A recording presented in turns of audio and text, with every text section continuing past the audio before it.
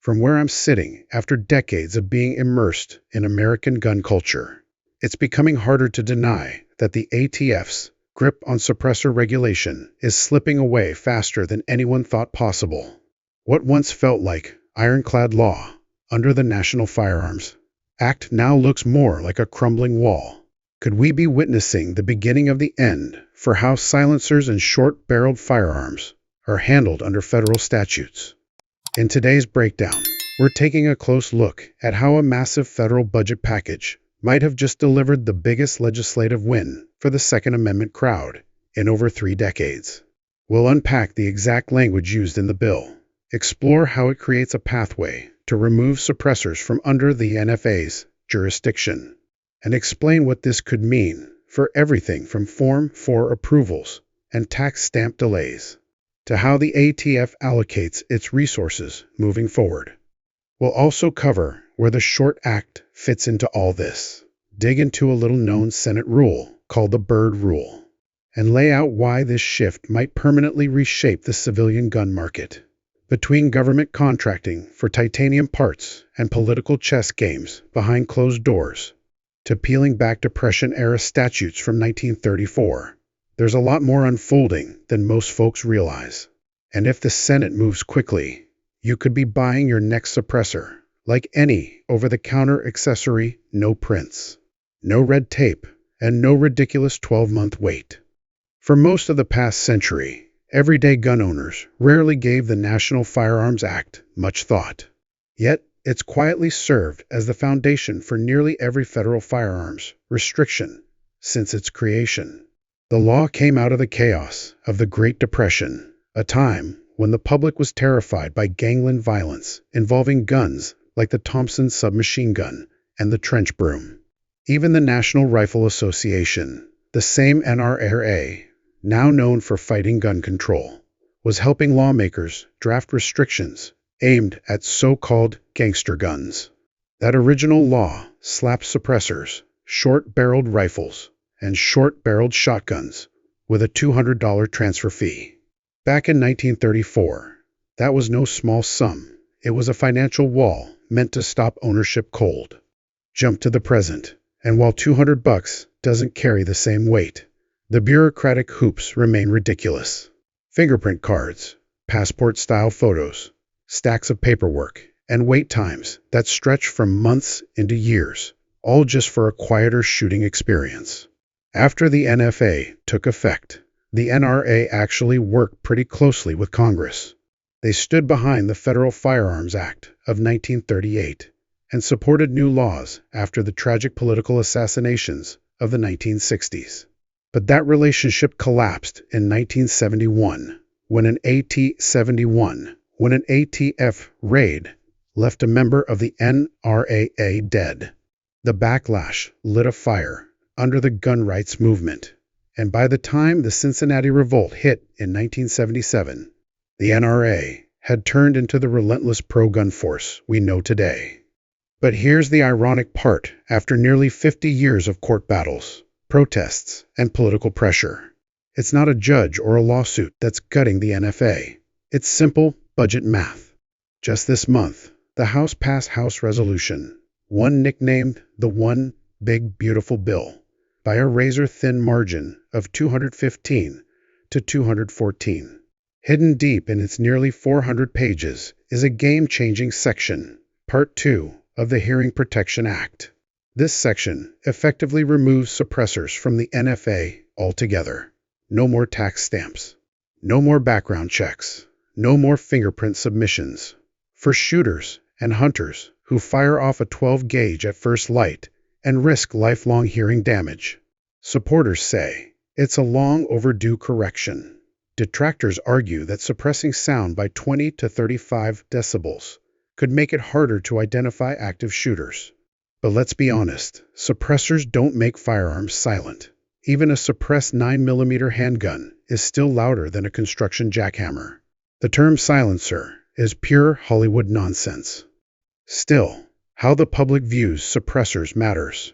And that shift in perception is what made it possible to bundle this change into a budget reconciliation package, a clever strategy that sidesteps the filibuster in the Senate and only needs a simple majority to pass. Why does that work? Because reconciliation is all about taxes and federal spending. And suppressors? Thanks to that original $200 transfer tax, they fall under the Internal Revenue Code. Zero out the tax, and the regulatory grip vanishes, not through a gun rights debate, but by tweaking a single line in the budget. When critics tried to kill it in committee, the Senate parliamentarian reportedly shut it down fast. A tax cut, she said, directly impacts federal revenue. That's the end of the discussion. And the numbers back it up. There are now close to 5 million suppressors legally registered in the United States. In just the first 6 months of last year, gun owners added another 1.4 million to the list. Internal ATF documents obtained through the Freedom of Information Act show that the system is completely overwhelmed. Traditional paper, Form 4s, have sat untouched for close to a full year. Even the newer digital filing option, which was supposed to speed things up, went from 90 days to 180 and eventually to 270 days. Dealers are losing money. Customers are backing out of purchases. And the ATF is drowning in paperwork and red tape. If suppressors are finally removed from the NFA, millions of those files would become obsolete overnight. That could free up ATF personnel to focus on real criminal activity instead of sorting paperwork from duck hunters and target shooters. According to the Congressional Budget Office, this change would result in around $1.4 billion less in federal revenue over the next 10 years. But in a national budget that's approaching $6 trillion annually, that's barely a drop in the bucket. Gun rights advocates say the trade-off is worth it. Less bureaucracy, fewer mistakes, and a lot more energy spent targeting violent criminals instead of everyday Americans trying to save their hearing. At the same time, short-barreled rifles and shotguns might be on the verge of joining suppressors in the exit lane out of NFA oversight. A fresh piece of legislation, officially titled the Stop Harassing Owners of Rifles Today Act, better known as the Short Act, has been introduced in both the Senate and the House. Its purpose? To scrap barrel length requirements from the National Firearms Act entirely. Lawmakers are framing it as a direct response to the chaos caused by last year's stabilizing brace crackdown, when the previous administration suddenly labeled around 40 million braced carbines as illegal short-barreled rifles. The courts lit up with lawsuits. Overnight, folks who bought a piece of plastic legally were facing felony-level consequences. If barrel length rules go away, so do those legal battles. But the Short Act faces steeper odds than the suppressor reform. The reason is simple: short-barreled firearms aren't just taxed. They're listed as restricted weapons in the criminal code itself. Senate aides are already crafting bill language to tie this repeal to excise tax revenue, hoping it qualifies for budget reconciliation under the Byrd Rule. Just like the suppressor provision, gun rights organizations, ranging from Gun Owners of America to grassroots coalitions and pro-gun states, are turning up the pressure on lawmakers to push both bills through as a single package. Within the Bureau of Alcohol, Tobacco, Firearms, and Explosives, opinions are split. Field agents who spend their time tracking illegal gun traffickers don't see much point in continuing to regulate steel tubes with serial numbers, especially when roughly 1 out of every 3 Form 4 applications is submitted with errors or duplicate serials.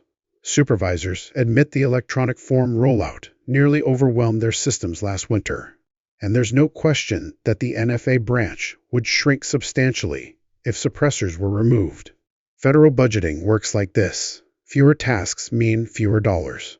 Still, longtime agents caution that when Congress eliminates one ATF duty, it often assigns another. If silencer enforcement fades, personnel may get reassigned to trace databases or to crack down on forced reset triggers. What's truly making senior officials uneasy, though, is the larger message this sends. If Congress can sidestep opposition and deregulate suppressors using a budget procedure, what's to stop them from doing the same with machine gun components down the road? One agent even joked that we might one day see a belt-fed Browning M2 relabeled as a hearing-friendly accessory if lawmakers slip the change into next year's fiscal plan. Legally speaking, pulling suppressors out from under the National Firearms Act doesn't just erase a tax, it sparks a domino effect of regulatory shifts. First off, that $200 tax stamp, gone for good. Second, silencers would get reclassified under the Gun Control Act as regular Title I firearms. No more year-long waits. Buyers would simply complete a Form 4473, pass a standard NICS background check, and leave the gun store the same day. No mugshots, no fingerprint cards, no dragging delays from the government. Of course, individual states like Illinois or New Jersey could still enforce their own bans, unless their legislatures decide to fall in line. But at the federal level, all those outdated restrictions vanish. Transporting suppressors would get much simpler too. No more locking your silencer in a hard case with a stamp tax form taped to it. If your destination state allows it, you'd just throw it in your range bag like a scope or a set of Ear Pro. And then there's the effect on NFA trusts. For years, gun owners have been using trusts to let family members share suppressors without everyone needing to get fingerprinted. But if silencers become Title I items, those legal workarounds become unnecessary. The same goes for inheritance. Your kids would be able to receive your suppressor just like they would a hunting rifle or compound bow, with zero legal gymnastics required. Now, about the enormous backlog of records. The NFA division at the ATF is still sitting on decades worth of documents, some digital, others on old school microfilm, dating all the way back to the Second World War. A lot of gun owners would love to see those files shredded or burned, but it's not that simple. According to the National Archives, tax-related filings like these are classified as temporary records, which means they're eventually scheduled for destruction. However, archivists sometimes fight to preserve anything they deem historically valuable. One compromise being discussed would involve locking away old Form 4s behind the same classified protections already used for abandoned Form 1s related to pre-ban machine guns. That way, the public couldn't access them, but they wouldn't be erased entirely either. If Congress moves forward, the ATF would issue new rules to finalize the details, likely taking up to 18 months, and pushing the real-world changes into fiscal year 2027. Financially speaking, the civilian market would feel the difference almost immediately. These days, a quality suppressor typically sells for about $600. Add in the $200 tax and fees for prints and photos, and most buyers are spending around $850 total. But if the tax goes away and the red tape is cut, that same buyer could walk into a shop, pay the shelf price, pass the background check, and walk out with their can in under 15 minutes. Suppressor manufacturers are already gearing up for a significant jump in demand. Some estimate a sales increase of 20% or more within the first 12 months. That's in line with what happened in New Zealand before their gun confiscation campaign in 2019. Insurance experts believe hearing-related claims would drop as more shooters adopt suppressed firearms. Audiologists have long warned that unsuppressed rifle fire, which can hit peaks of 160 decibels, can cause instant, irreversible damage to your hearing. Still, not everyone's celebrating. Forensic experts and law enforcement trainers are voicing concerns. Even though suppressors don't make a firearm silent, far from it, they do alter the muzzle signature enough to affect crime scene reconstruction, especially in densely populated areas. In response, the Ballistics Research Facility at the Federal Bureau of Investigation has begun upgrading its acoustic detection systems to better adapt to changing firearm noise profiles. On the political front, Republicans see the reconciliation tactic as a high-visibility win just in time for the next campaign season. They can say they axed the leftover tax from the Great Depression era in the name of Second Amendment liberty, while also pushing tax relief and increasing border enforcement funds. Democrats, on the other hand, are in a tough spot. If they cut the suppressor clause, they risk being seen as hostile to working-class gun owners. If they leave it in, they anger major donors aligned with gun control interests. Some centrist lawmakers have floated a middle ground proposal: eliminate the $200 tax, but keep the registration system. Gun rights advocates immediately ridiculed that approach as NFA light, claiming it offers all the hassle of regulation with none of the constitutional relief. In the Senate, the real fight comes down to three key numbers: 51 votes, 10 hours of debate time, and approval from the chamber's parliamentarian. Right now, Republicans technically control 51 seats, and if the two independent senators who caucus with them stay on board, that number becomes 53.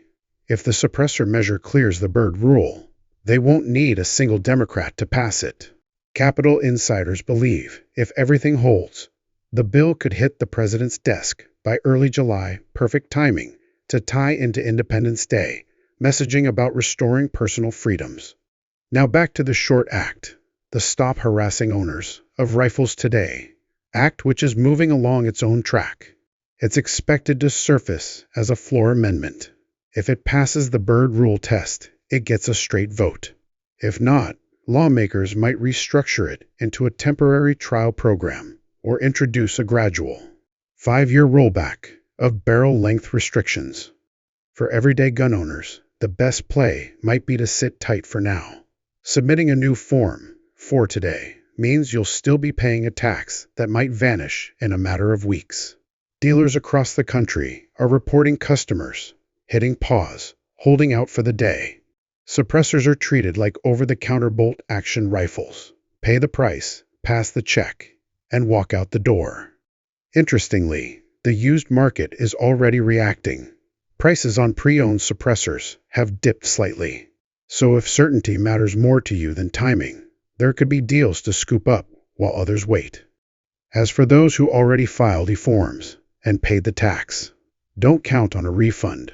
When a partial amnesty for machine guns was offered back in 1992, the government didn't return the money. The forms were just quietly processed, and the fees disappeared into the Treasury. Meanwhile, gun rights groups are in overdrive. Right after the House passed the bill, congressional phone lines were flooded. According to one Senate staffer, suppressor-related calls actually beat out foreign policy inquiries that day.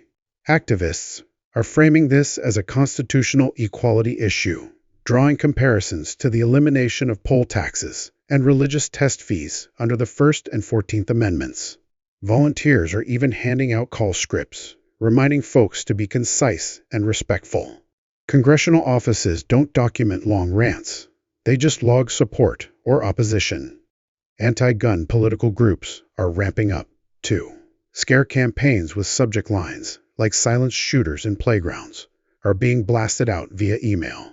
Both sides are energized, which shows how much firepower the National Firearms Act debate still carries nearly 100 years after it was first enacted. The mainstream press, they're sticking to the usual narrative. Clickbait headlines scream about silencers, even though the law still correctly defines them as firearm mufflers or silencers. A few health reporters are taking a more measured tone, citing occupational noise standards and OSHA-style decibel limits. Others are quoting trauma doctors who worry about suppressed gunfire, creating confusion during urban emergencies. But let's be honest, a suppressed AR-15 still generates sound roughly 50 decibels louder than a jackhammer. Nuance might matter, but it doesn't sell ad space. Behind the scenes, the silencer industry is preparing for an explosion in demand. A major facility in West Virginia is already operating triple shifts, bracing for a wave that could top 700,000 units in the first year alone. Domestic titanium producers are seeing a similar boost, especially with ongoing tariffs still restricting Chinese alloy imports. Shares of publicly traded suppressor manufacturers jumped by 10% following the House vote. Surprisingly, the insurance market's barely flinched analysts seemed to view the whole thing as a retail boom, not a risk exposure. Civil liberties attorneys are watching closely too. If Congress voluntarily deregulates suppressors, the next big courtroom target could be the Hughes Amendment, the part of the Firearm Owners Protection Act that froze new machine gun sales in 1986. The argument would be simple. Banning new machine guns while allowing old ones to climb in value creates an income-based rights barrier. Courts have so far sidestepped that fight. But if suppressors fall through a budget maneuver, tax-based regulation could be harder to defend next time. At the end of the day, it all comes down to just two senators. If either backs out, the suppressor section could be stripped in the final round of negotiations, and the House would have to accept the loss. But if both stay on board, and if President Trump signs the bill, we could see walk out the door suppressor purchases by midsummer.